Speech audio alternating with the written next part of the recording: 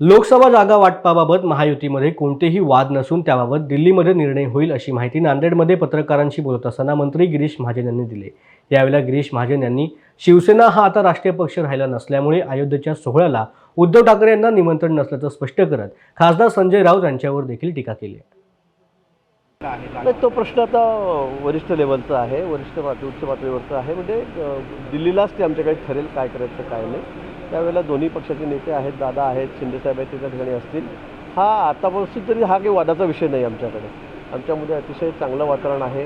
आम्हाला त्या ठिकाणी सर्वच्या सर्व जागा यावेळेला महाराष्ट्रात जिंकायच्या आहे आणि त्यासाठी आम्ही सगळे एकत्रित आहोत। प्रभू रामचंद्रांच्या बोटाला पकडून नरेंद्र मोदींचं एक पोस्टर आहे, त्यावर संजय राऊत असं म्हणाले की मोदी म्हणजे तिसरा विष्णू म्हणजे 13वे अवतार आहे। उपासनात्मक टीका। मला वाटतं ते सगळं चित्र बघून त्यांना माहीत आहे आता 22 जानेवारीला अयोध्येमध्ये प्रभू रामचंद्र हे मंदिरामध्ये विराजमान होणार आहे। संपूर्ण देश या प्रतीक्षेमध्ये आहे। संपूर्ण देशामध्ये दिवाळीपेक्षा मोठा सण त्या ठिकाणी साजरा केला जाणार आहे आणि म्हणून त्यांचं पोटशोळ उठलेलं आहे। त्यांच्या पोटामध्ये दुखणं हे साहजिक आहे।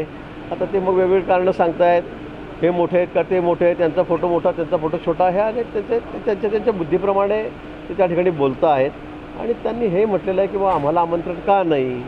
मी आज सकाळपासून तेच चाललेलं आहे, आपण दाखवतात आणि मी तेही म्हटलेलं आहे की बाबा इथे राष्ट्रीय पक्षाचे अध्यक्ष आहेत, तेवढ्याच लोकांना त्या ठिकाणी बोलवलेलं आहे। शिवसेना आता राष्ट्रीय पक्ष नाही, राज्यावरचे पक्ष त्यांचा राहिलेला नाही, उद्धवजींच्या गटाचा तो आता एकनाथजींकडे आहे। त्यामुळे जे प्रोटोकॉलमध्ये बसत आहेत, जे केंद्राच्या सूचीमध्ये आहेत, अशाच नेत्यांना त्या ठिकाणी बोलवलेलं आहे। शिवराळ भाषेकडे वळत आहे संजय राऊत, अगदी असं म्हटले की ढुंगल लावून पळाले वगैरे। आता संजय राऊतांकडून काही दुसरी अपेक्षा कोणी करत नाही, कारण त्यांनी जेवढा स्तर घालवलेला आहे राजकारणामधला तेवढा आजपर्यंत कोणीच घालवलेला नाही। म्हणून त्यांच्याकडून काही लोकांना अपेक्षाही नाही आहे, लोक त्यांचं कोणी ऐकतही नाही। त्यामुळे